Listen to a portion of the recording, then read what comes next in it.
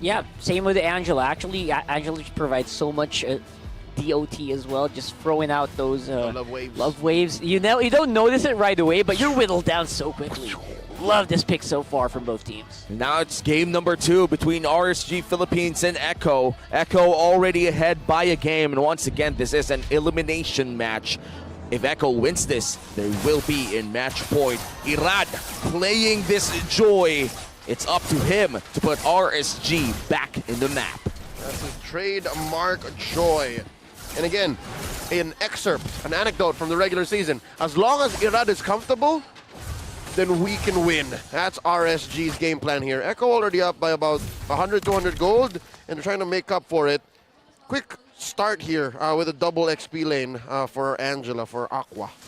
Yeah, actually does work out very well.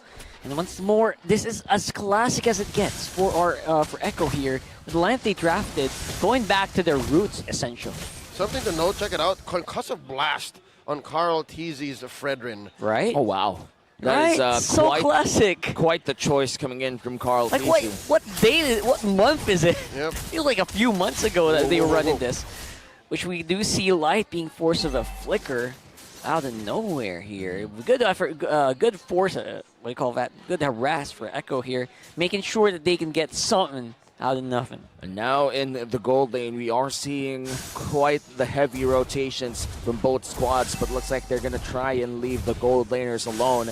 In which case, I approve of, because I never want to see gold laners fight it out in the early game. It's usually a battle in the late game carries, but 15 seconds from now, the hurdle will be up, and a lot of the people will be colliding in the XP lane for that.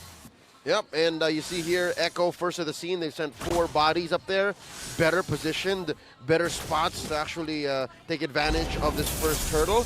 And I think they're just propping up to shock Nats into a response. They're getting in position right now to get this turtle on their side very, very quickly here. That's Echo for you. First turtle priority, very heavy.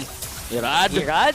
Heart guard already activated. Electrifying beats. Turtle goes to the hands of JP. Sanji, everyone's grouping up around him, and they're enjoying this right now. Although JP gonna get that kill, Aqua might be a little too late here to save Nats, trying to get a kill on the Carl just to make it even. But looks like there's no Steven activating right now here in this one. No split means Nats is going down. Early lead here for Echo, already 1K. It's a clear victory for the Orcas. Carl Teasy getting away with 1 HP in a dream. You can say the same here for Sanford. And what started this whole situation, how Echo on the first 2.5 minutes of the game, is their, again, utmost honesty. We were saying how they were trying to get something out of Nats, right? They forced him to respond, and indeed he did. Popped the split as soon as he could, but wait, in mid. Straight up to the onward here. All right. And a quick answer by Sanji.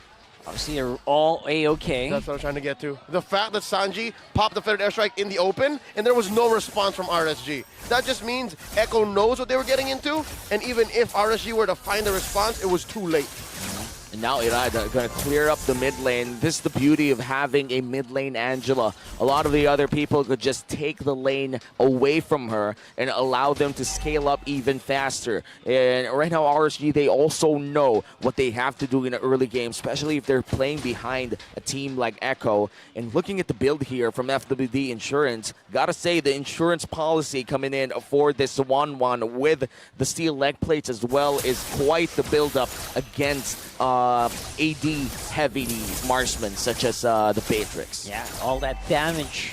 Got to make sure you have stuff to deal with it right now. JP, very early trigger on catches onto Emma, and that was a beautiful catch from that Kaja. There was no way Light could have protected his marksman. And here you're seeing why that Kaja pickup in the first phase was so important, was so key. Now JP's not going to allow what Nats was doing in game 1. You can't dodge me, not like this. Yeah, not like that at all. Nats going in, he has a split. Well, will it get activated? Yes, it does, but Sanford, he's trying to answer immediately before you get back into form.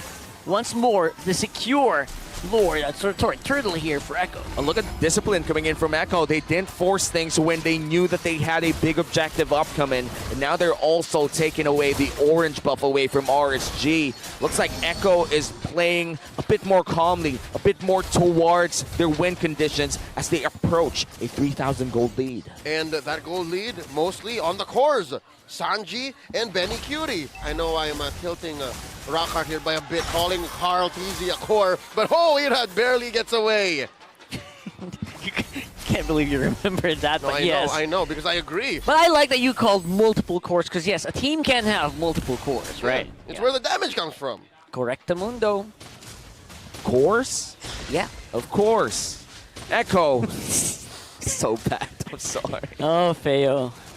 That is probably the worst joke of my career. I'm losing my mind. And you did it so effortlessly. Yeah. So smooth. Which is how Echo is actually approaching this. Look at this, That's 0 true. and 4. Every single objective as of yet is as clean as it gets, right? There hasn't been anything that actually scared them into a response. They've been proactive, even when they're about to die. Even when they're about to die, you saw how Carl TZ actually double-stepped in that first turtle take up top. Because he was thinking, hey, I survived a little more. Maybe my team needs me. And now they're going for in. Oh, they have to give this away, but looks like it will be a successful take here by Echo. And I just have to say as well for RSG, they already have the items that they need. Starlium Scythe already in the hands of Irad, and Aqua picking up the Flask of the Oasis a few seconds ago, which means that they could actually fight against Echo in the next big team fight to come. Yeah, I mean, they do have the items, but the question is, are they going to be able to use it, Leo? No one's getting pinned down. Yeah, and it's also a matter of perspective, relative perspective. Yeah, you do get your items. Sure, Eman just picked up his Blade of Despair. But what's Benny Cutie rocking? I'm sure he's up ahead an item more as well. If not the components, the whole thing. Because 3K gold lead here, just under 7 minutes, and not even a contest. RSG ain't even thinking about it. Forget about it.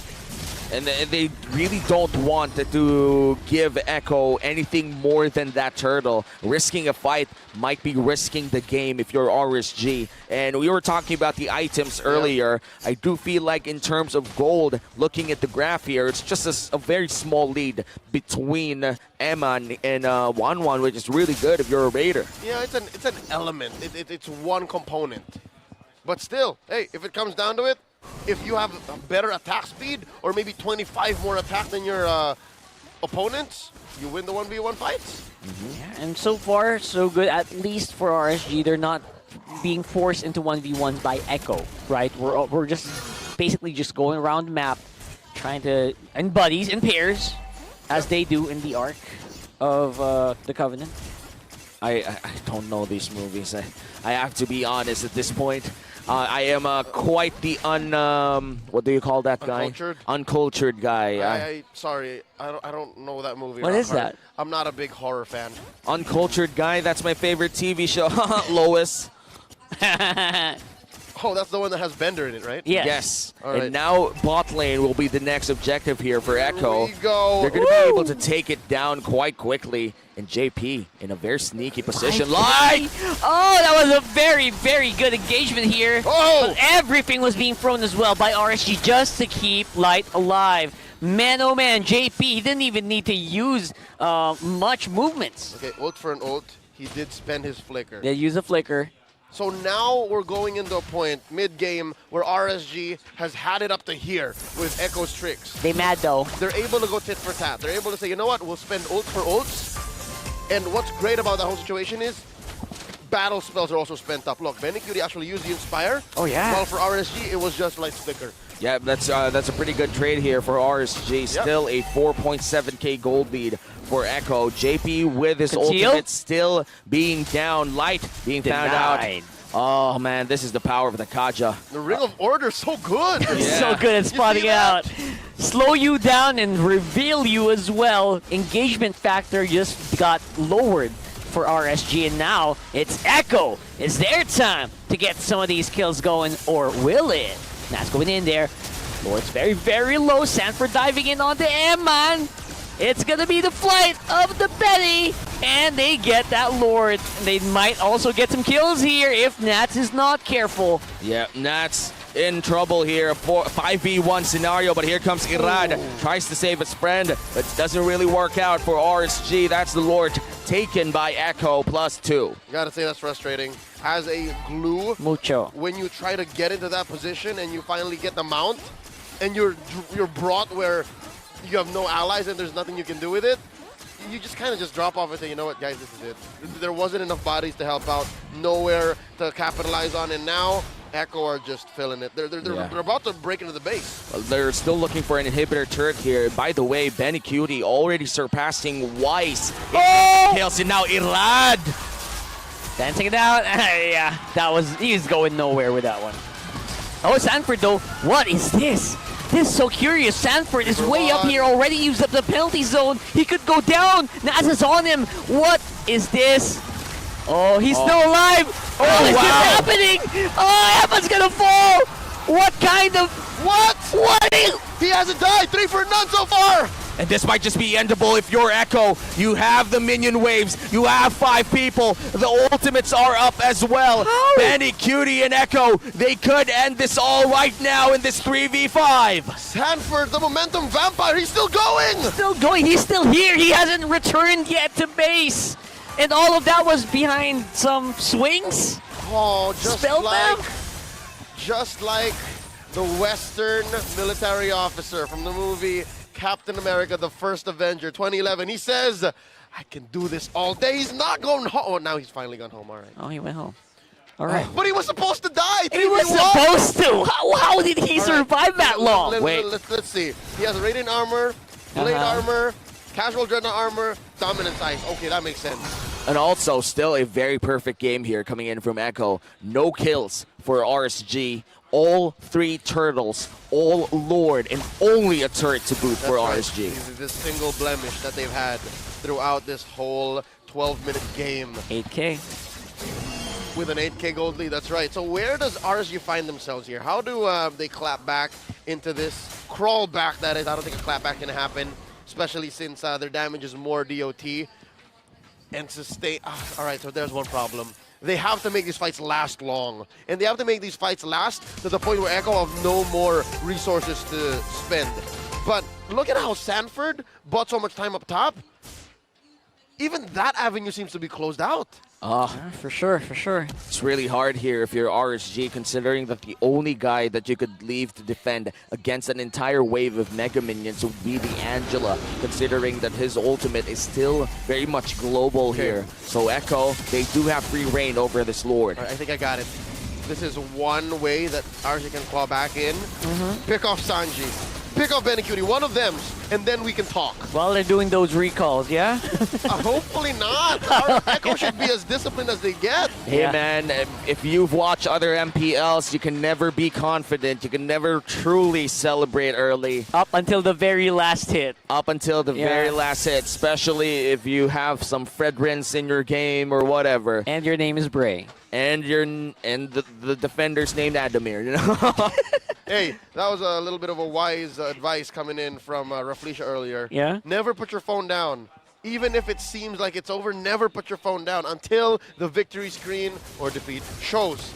Because he himself knows, man. He himself knows that they've beaten the team at the grand finals because of a moment like that. Hey, sage advice. He's a 2-time back-to-back MPL Philippines champion. And now Echo, champions of Philippines as well, about to push down mid lane against RSG. Throwing it out, all these minions here, threatening here. JP catches up on the Irad, and I don't think he's going to be able to move much here. And he gets out, but just about with the Angela Heart Guard. And now, Echo knocking in here. He's got Lord to boot. 4 members left to defend. Nats is out. And there goes Sanji. Irad trying his very best to lure back the Echo members. But looks like they are just hell-bent on the going straight into the base here. Oh no, Emin might be in trouble too. The base lock! Base lock is happening right now. Sanford's gonna fall, and Echo takes game number 2. This winning moment is brought to you by our official sponsor, FWD Life Insurance. Match point for the Orcas. One more win to continue their journey to M5. Already I can see a different energy, a different vibe from the Orcas as compared to yesterday's bout against Blacklist International where they went 3-1. They were the one, but here this time around, this is the echo we were seeing in the regular